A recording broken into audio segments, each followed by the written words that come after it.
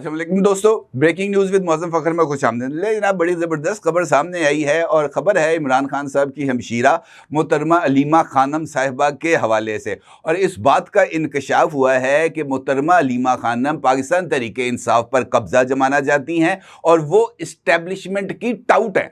और इस्टेब्लिशमेंट की टाउट होने की वजह से माइनस इमरान खान फार्मूले को वो आगे बढ़ा रही हैं और उनकी ये ख्वाहिश है कि इमरान खान साहब जेल में ही रहे, जेल से बाहर ना आए, क्योंकि जेल से बाहर आने की सूरत में उनका पाकिस्तान तहरीक इंसाफ नामी जमात के ऊपर कब्जा जमाना कतई तौर पर नामुमकिन हो जाएगा। और यकीनी तौर पर यह इंकशाफ किसी बाहर की तरफ से तो नहीं आया, यह तो पार्टी के अंदर से ही किसी रहनुमा ने इस बात का इंकशाफ किया है। और रहनुमा भी ऐसा है जिसको इमरान खान के बाद पाकिस्तान तहरीक इंसाफ में सबसे बड़ा क्राउड पुलर माना जाता है, यानी शेर अफजल मरवत साहब। शेर अफजल मरवत साहब ने एक इंटरव्यू में चंद इंकशाफात किए हैं।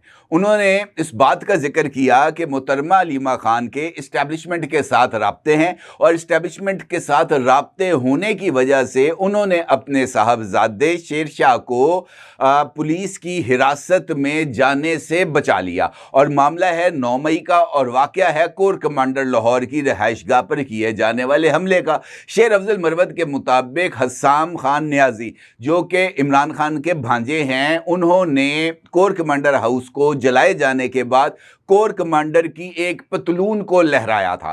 शेर अफजल मरवत का यह मानना है कि वो पतलून जो कि हसाम न्याजी ने लहराई थी, वो पतलून कोई और नहीं बल्कि अलीमा खानम का साहबजादा लेकर आया था और वो उसी गाड़ी पर हसान न्याजी के साथ मौजूद था। और सिर्फ इस मामले में हसान न्याजी को ही सज़ा दी गई, जबकि अलीमा खान अपने साहबजादे को ना सिर्फ बचाने में कामयाब हो गई बल्कि अलीमा खानम ने अपने साहबजादे को बरतानिया भी भिजवा दिया और बरतानिया से वापसी पर भी उनके साहबजादे के खिलाफ किसी तरह की कोई कार्रवाई नहीं हुई।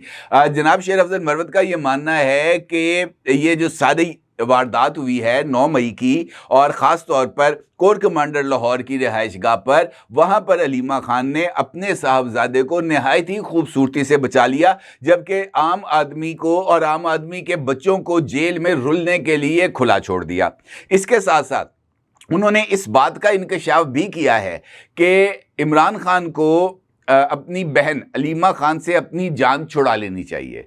उनका ये मानना है कि अलीमा खान जो है वो इमरान खान की सबसे बड़ी दुश्मन है और जब तक अलीमा खान मौजूद रहेगी इमरान खान के साथ या इमरान खान के साथ अटैच रहेगी, उस वक्त तक इमरान खान का जेल से बाहर आना या पाकिस्तान तहरीक इंसाफ का दोबारा अपने कदमों पर खड़ा होना कतई तौर पर नामुमकिन है।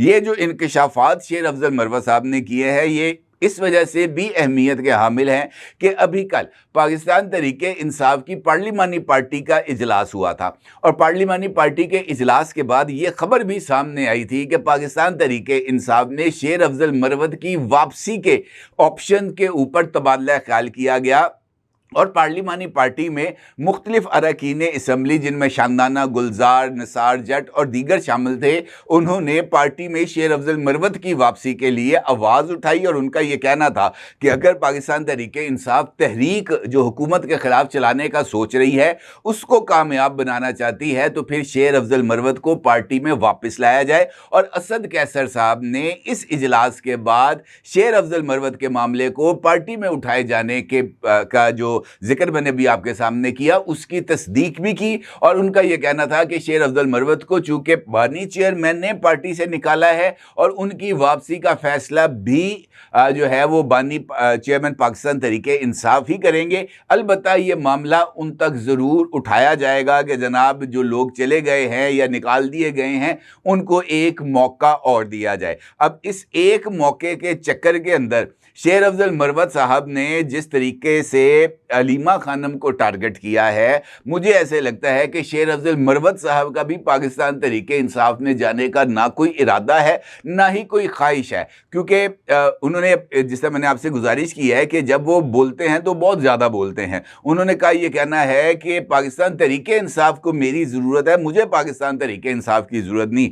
फिर उन्होंने ये भी कहा कि जो मेरे खिलाफ बात करेगा मैं उसको जवाब दूंगा, चाहे वो अलीमा खानम हो या सबीहा खानम हो। तो जो हीट है इस वक्त पाकिस्तान तहरीके इंसाफ में, वो मुझे लगता है कि शायद अब और ज़्यादा आगे बढ़ने जा रही है। और पाकिस्तान तहरीके इंसाफ के अंदर ये जो आवाज़ें बुलंद हो रही हैं, ये इनफैक्ट इस बात की तरफ इशारा है कि पाकिस्तान तहरीके इंसाफ के रैकेट्स एंड फाइल में कोई ज़्यादा चीज़ें इन ऑर्डर नहीं हैं। पार्टी के लीडरान एक दूसरे की लेग पुलिंग में मसरूफ़ हैं। पार्टी इस वक्त अवामी सतह के ऊपर कोई एहतजाजी मुहिम चलाने की पोजीशन में नहीं है। बानी चेयरमैन जेल में हैं, उनको सज़ाएं हो चुकी हैं, उनकी सज़ाओं के फौरी तौर पर ख़त्म होने का कोई इम्कान नहीं है। इसके साथ साथ बानी की हदायत के ऊपर ये जो सीट्स अभी खाली हुई हैं अरकान असम्बली की नाअहली पर, उसके ऊपर भी ज़िमनी इलेक्शन ना लड़ने का ऐलान किया गया है। तो ये वो सब कुछ एक ऐसा माहौल क्रिएट हो रहा है जिसके बाद मुझे नहीं लगता कि पाकिस्तान तहरीके इंसाफ के लिए अपनी गुंजाइश को, यानी अपनी पॉलिटिकल गुंजाइश को बरकरार रखना शायद आसान रहेगा। और ये एक मुश्किल सूरत हाल है, क्योंकि जिस तरीके से मेरे पीछे लाइट चली गई है और स्क्रीनें ऑफ हो गई हैं, ऐसा ही मामला इस वक्त पाकिस्तान तहरीके इंसाफ के पास भी है। स्क्रीनें लगी हैं, लाइट नहीं है, और किसी तरह की कोई ट्रांसमिशन पब्लिकली उनके होने का इम्कान भी नज़र नहीं आ रहा है। ऊपर से शेर अफजल मरवत है जो हर रोज़ धुलाई करने के मूड में नज़र आ रहा है। और यही इनफैक्ट पाकिस्तान तहरीके इंसाफ का अलमिया है कि वहाँ पर लीडर बहुत ज़्यादा हो गए हैं, और इन लीडर्स की मौजूदगी में पाकिस्तान तहरीके इंसाफ की पॉलिटिकल अरीना में वापसी मुझे कतई तौर पर मुश्किल नज़र आ रही है। अपनी जगह ज़रूर इज़हार कीजिएगा। आपका बहुत शुक्रिया। अल्लाह हाफ़िज़।